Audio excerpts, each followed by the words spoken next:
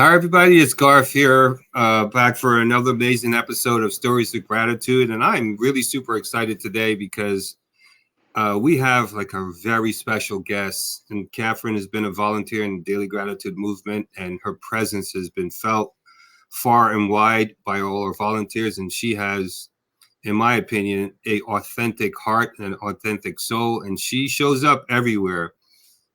When people need help, Katherine's there.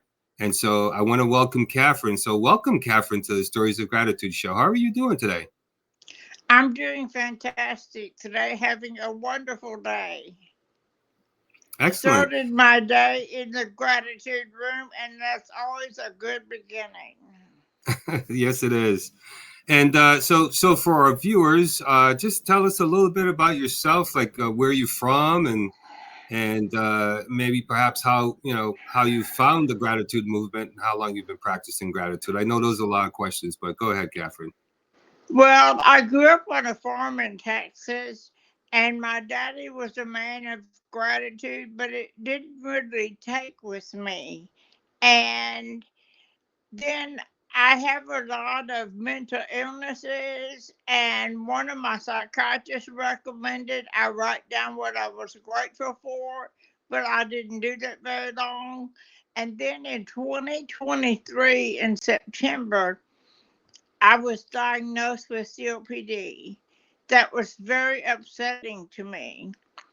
And while I was investigating what that meant, I found Mackenzie Overby, one of our members, and she was so kind to me and so supportive and really encouraged me to come to the daily gratitude room.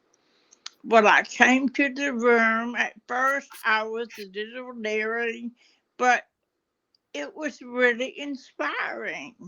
And listening to the people really boosted my mood and it really helped me. And so I said, this is something I want to look into.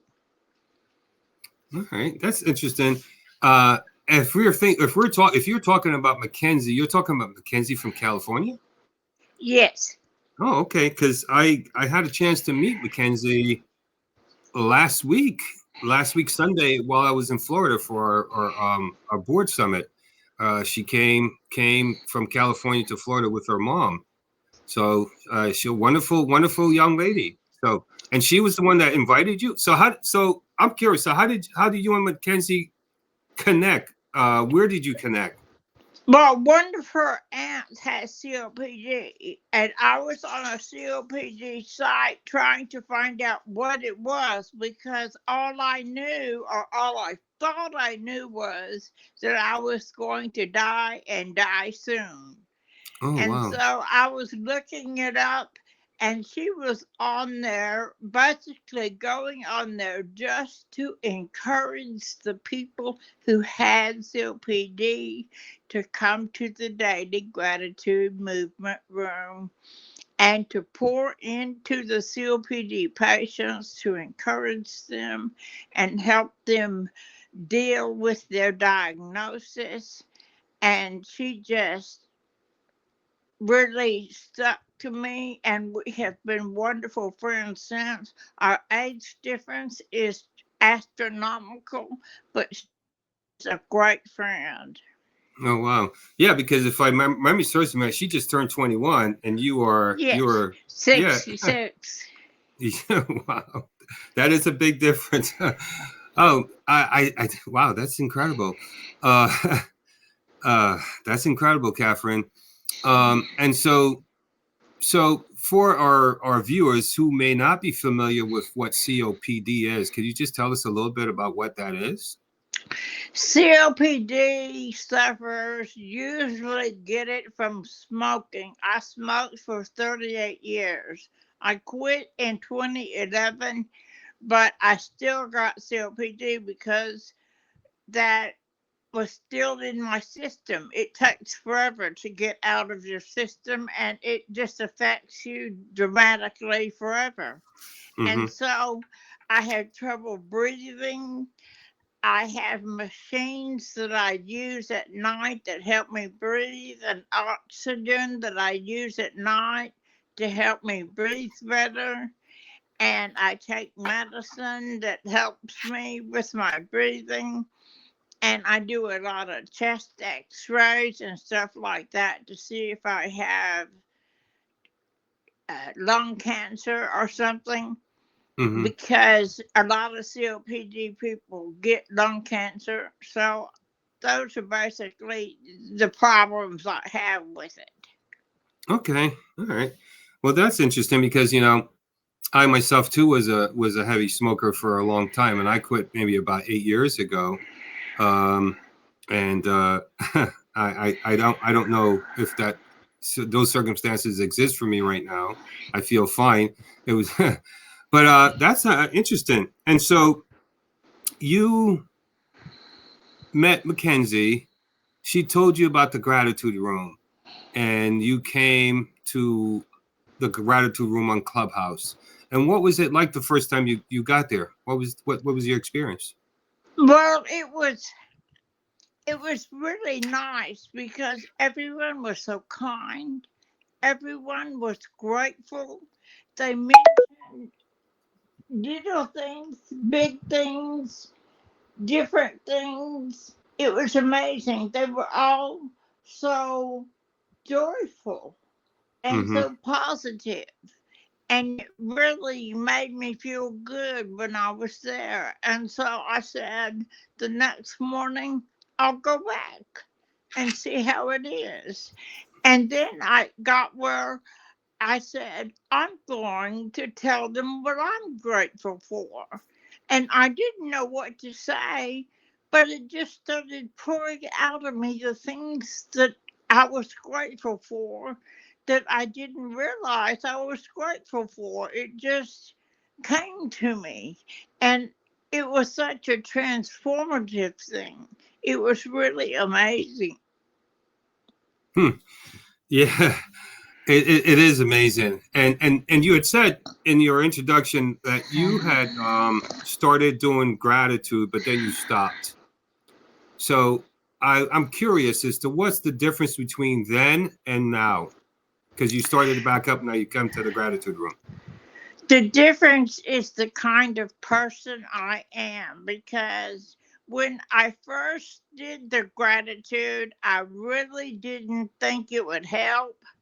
I really didn't want to do it. I was just doing it because my psychiatrist told me to. And I wasn't really thinking about what I was grateful for. It was my whole attitude was wrong. Mm-hmm. And you have to really be grateful and really feel it in your bones. Okay. So your attitude was wrong, and you came to the daily gratitude room, and you started to share your gratitude, and something along the way happened. Uh, something at some point, something happened because some point you decided you wanted to become a volunteer. And Well, what was no? yes, because what happened was, my mental illnesses are numerous, but the two Mm-hmm. things that give me the most trouble are my depression and my anxiety. And those two things are actually helped by the practice of gratitude. And I was having a lot of trouble with my depression and with my anxiety. And then I noticed it was getting better and better and better. And now I am feeling so much better than I have in years. And I said, this is something I want to help with because this is a good movement. I believe in it. I think it's an important part of our lives, and we need to share it with more people. And so I wanted to help. And I have plenty of free time. I'm disabled due to mental illness, so I have plenty of free time. So I had time to volunteer, and so I did. Okay.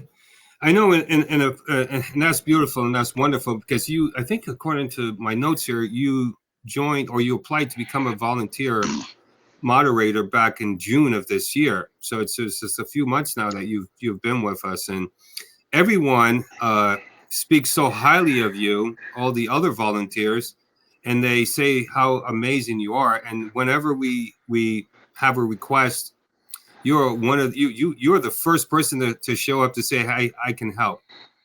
And I remember in a previous conversation you were talking about how your anxiety was a lot less because of gratitude. Can you tell me a little bit about that? Yes, it's amazing because when you're grateful, you forget about being anxious. You forget about being depressed about things. You forget about those things because you're concentrating on what you're grateful for. And what you're concentrating on is what makes the difference in how you feel. What people with mental illness tend to concentrate on their mental illness. It's part of the illness. You can't help it. But you can help it actually if you Mm-hmm. try. You have to work at it. And expressing gratitude is one way to really help with that. And it has helped so much that I don't feel depressed. I don't feel anxious. I'm able to go places at all times of the day and the evening. And before this, I couldn't go anywhere in the evenings. I was so exhausted from fighting the illness all day that in the evenings I was just worn out. And Mm-hmm. now I volunteer in the evenings at my church and I am just enjoying it so much. Okay. When we I know in our conversation when you told me that you weren't able to go out in the evenings, I was fascinated by that because I don't know that I didn't know that anxiety and depression could be so bad that you just don't even want to come out or you of the house, or you are able to do things or take the energy until you started to do it. And what I appreciated was when you started to tell me about it, how your life had shifted and how you found this like new level of freedom and experience to be able to go into and do into it, go out and go to your church and do things at your church. I thought it was quite fascinating. Now, I know also in our conversation you had mentioned to me that you have this large family, and I want you to tell our viewers, because I think this is amazing. So how many daughters you say you have? How many children do you have? I have four biological daughters and three stepdaughters. I'm Mm-hmm. not married to their daddy anymore, but they are still my children. Once Mm-hmm. they are my children, they are my children. And so I have seven daughters and 25 grandchildren and a great grandchild child on the way, a son in November. Okay. So seven daughters and 25 grandkids. And how does practicing gratitude come into play with that experience with all your grandkids and daughters? I'm really trying to get them to start practicing gratitude and talking to them about gratitude and how it has changed my life and what it has done for me. And they are so grateful I have found the daily gratitude movement because they see the difference in me. It's obvious. My friends see the difference in me. It's very obvious that everything has changed so much about how I feel because when I first went in 2023 September, Mm-hmm. I was so depressed I didn't even want to get up in the morning. It was hard to get out of bed. It was really bad. And, depression can make you feel like you don't want to talk to anybody or do anything, or you just want to sit in your room and stare into space. And that is so destructive, and it doesn't help. You need to work on doing things. Hmm. And so now I keep busy.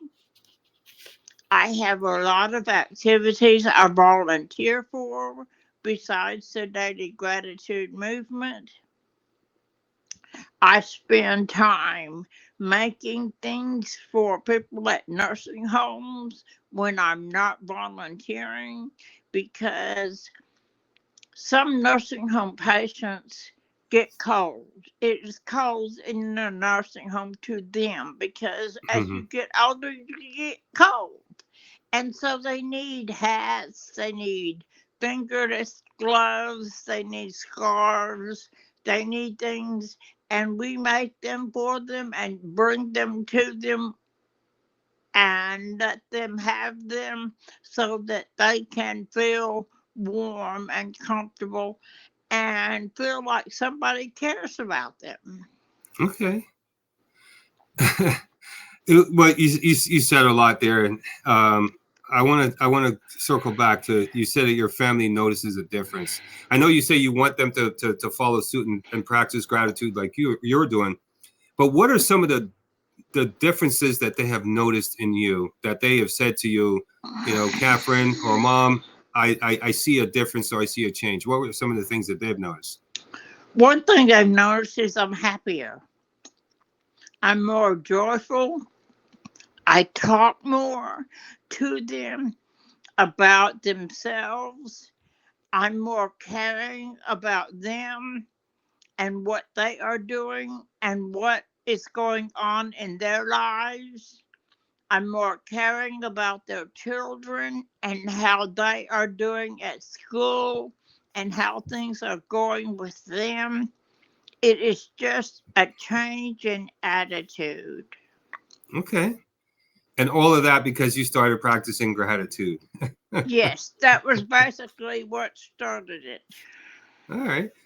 Uh, that's incredible. Can I tell you something? I had no idea uh, what gratitude did for you until I started practicing myself too.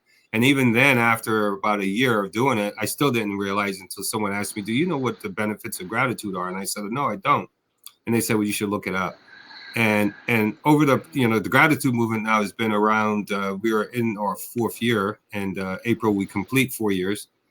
And I've seen a whole lot. And one of the things that I've seen that's been really profound is what you just described, is the happiness level of people who practice daily gratitude. It was something I experienced to the point that I wanted to share it with more people. And so you see that smile on your face says it all, right? The happiness level of practicing gratitude. And you've got 25 grandkids, right? And and if you were going to share one thing with your grandkids today, what would it be? That they need to be grateful and that they need to have a relationship with Jesus. Okay, excellent. And and so you started practicing gratitude, and you're telling your grandkids that they should practice gratitude and have a relationship with Jesus. And have they noticed a difference in you as well, in addition to your Yes, daughters? Okay. I have. I live with one of my daughters and her family, Mm-hmm. and her two sons, Jackson and Max, I've lived with all their life, and they have noticed a big difference in me and how much I relate to them and how much I'm concerned about them and asking them for hugs Mm-hmm. and really asking them about their lives. And they have noticed a big difference. And so I think they are beginning to think there's something to this gratitude. because Okay. those two especially have noticed a big difference because they know me so well. Okay. All right. And I think that's wonderful and amazing. And you have such an interesting story, such a complex um, life in some ways, and yet quite simple. You know, a challenge that you had, COPD, got you to connect with Mackenzie, who then told you about the Daily Gratitude Room, and you came and you joined, and then you were a guest, and then you became a volunteer. And prior to all of this, because I know we've spoken before, there were some other things that you did in life. I think one of them, you told me you were a teacher at one point, right? And you Yes, I was a teacher for 10 years.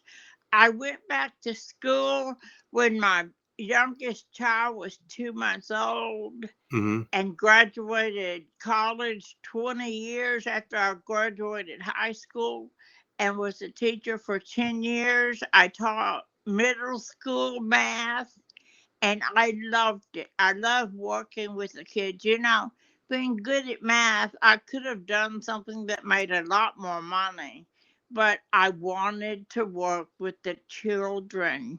I wanted to affect their lives and to help them. And really, the last few years I taught, I helped the kids who were bad at math, who had mm-hmm, a hard time with math, and I was able to explain it to them in a way that made sense to them, and they were able to get it. And it was such a wonderful feeling when you would just see the light bulb come on when they would understand what you were talking about. mm-hmm. It was really a wonderful, wonderful way. And I'm so glad I was a teacher. It was a little difficult on my children because we were poor. I was a single parent, and teachers don't make that much money. But they survived it and they have learned the value of money because of it.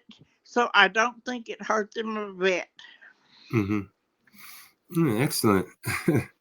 Gavin, I think, and I had mentioned to a few other volunteers that I was going to be interviewing you for the Stories of Gratitude podcast, and they were like, "Oh my God, she is such an incredible woman. She is amazing." And one person said you were a special soul, right? And what would you say to someone who would be in maybe a circumstance similar to yours, you know, with the anxiety and the depression?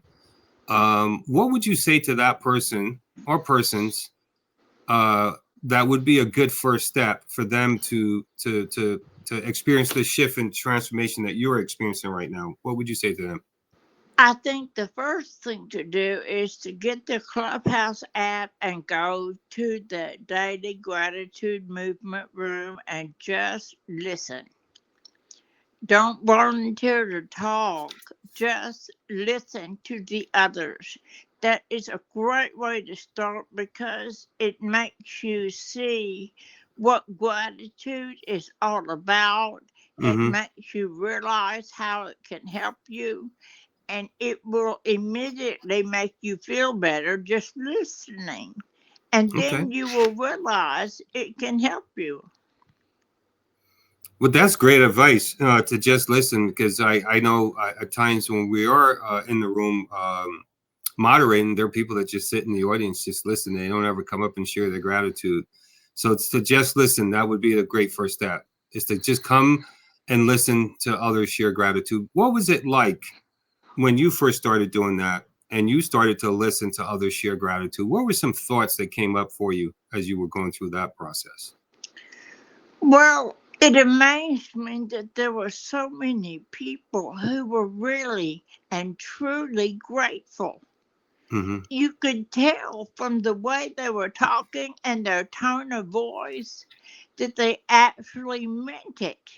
They Mm-hmm. were grateful for these things they were mentioning, and it really spoke to my heart, And it really meant a lot to me that there were so many good and kind people in the world. That in itself is something that is inspiring to know that there are so many good people in the world. And the people in the Daily Gratitude Movement room are from all over the world. And there are people who most of them speak in English, and I'm amazed at how well they speak in English when it's not their native language, but they want to share where we can understand them, and they Hmm. want us to know how grateful they are. Okay. You see, you're filled with so much wisdom. So I'm curious again.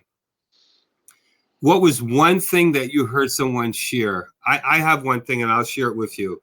That really impacted me when I first started listening in gratitude room. What was one thing that someone shared that you said to yourself, "Wow, I never even thought of that."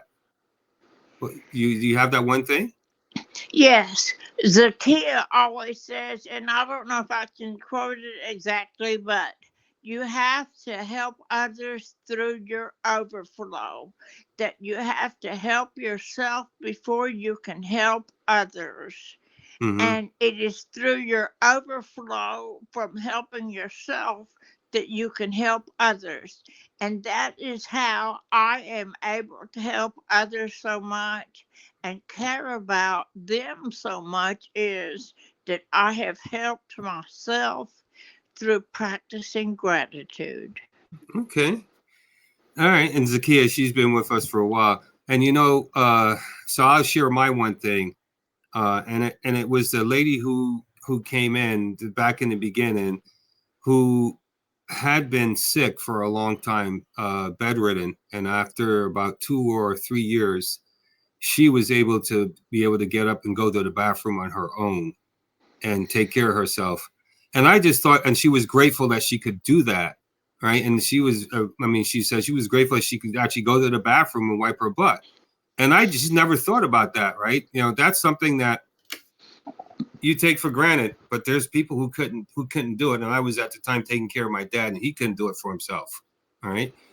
So that really, really stood out for me when I started the practice of gratitude and that was after about 2 years.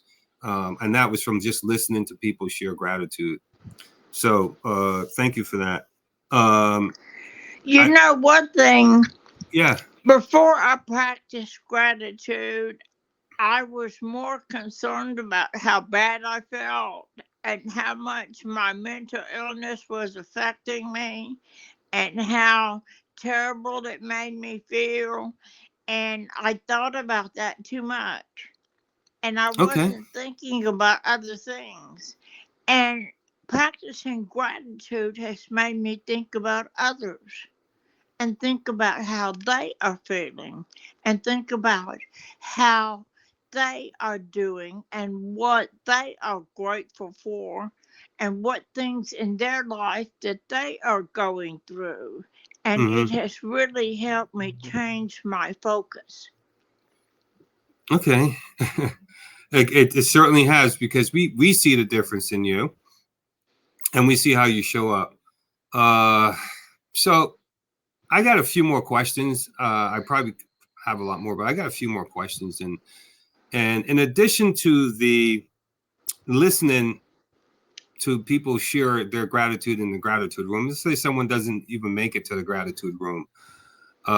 What would you say to them before they even got to the gratitude room, if they were considering the practice of gratitude? Because you came from another space to the gratitude room because someone invited you. But what would you say to someone if they didn't quite make it to the gratitude room? What that would help them if they saw this video? Well, one thing that would help them is if they made a gratitude journal and wrote down every day 5 things they are grateful for and make a habit of it. Make sure you do it every day, even if it's something simple you're grateful for that you woke up. anything you can think of, 5 things. And another thing is, if you're on Facebook, join our Facebook group. The Facebook group is very inspiring and it has a lot of good information about gratitude and how it can help you. And a lot of people share their gratitude, and that is another way you can get in touch. Okay. All right. I like that. And I think I have another question. So what is, now that you've been practicing gratitude for a while, what does gratitude mean to you right now, today? Gratitude means that I have changed my personality in a way that is positive and uplifting, and I care for others. And that is one reason why people like me so much on the room on Clubhouse, is because I truly care about the people. And it is the practice of daily gratitude that has helped me to do that. That Hmm. is the thing that has made the difference. Okay. So the practice of daily gratitude has made a difference for you. And I don't know if are you wearing one of those shirts, the Be Grateful T-shirt? Is that what you're wearing right now? This T-shirt you have on, or is that? No, this is a Jesus t-shirt. Oh, okay. All right. But Because I do have some of the gratitude t-shirts, and I just ordered one of their totes because I have so many activities I'm involved in. I need more totes to keep my stuff organized. So, okay. All right. Because I thought if it was, because I was looking at the color, and I says it looks like I've seen you in it before, and I was wondering if that was the same T-shirt. Okay, but Jesus is good too. Um, I am really grateful to have had this opportunity to spend some time with you, just to and just so you know, there are other people who want to interview you. So this might not be your first and only interview. There might be another one, and someone from a different perspective than mine. I just thought that our conversations, you were so interested and you shared so many things. But the one thing that really stood out for me was how you felt that gratitude took you from a place of anxiety and depression to a place of feeling hopeful and grateful about your life and the future and what you were doing, and that you are like everywhere. We post a message in our communications platform, and all of a sudden Catherine responds. And at your age, there are a lot of people talking about they don't like technology, and here you are embracing technology, using Slack, and you're on our Streamlabs here doing a video. I mean, you are such an adorable person. I admire you. I look up to you. You are inspiring, and I think that everyone on the team feels the same way about you. So, as we get ready to wrap up, what is something that you would like to say to any and everyone when they watch this video, or to people who are just happening to come by? What would you want to say? I really want you to consider practicing gratitude in some form. The way you do it is up to you, but it will transform your life. It will make you feel better. It will make you realize other people are important in your life. It will really change the way you feel about yourself. Just just try it. Just try it. Okay, well, thank you, Catherine, and thank you so much for your time today to share a little bit about your gratitude journey. And I, as always, look forward to being with you and spending time with you and to see you here. And I just want to say thank you for being here, Catherine. Thank you. Okay, so everyone, this is Garth here for Stories of Gratitude, and this is make sure to check us out on Facebook. We're on Facebook, Instagram, and YouTube. And make sure you check out some of our other episodes of Stories of Gratitude, where people come to share their journey of gratitude in their life. So thank you all for being here, and we'll see you in the next episode. Take care, everybody.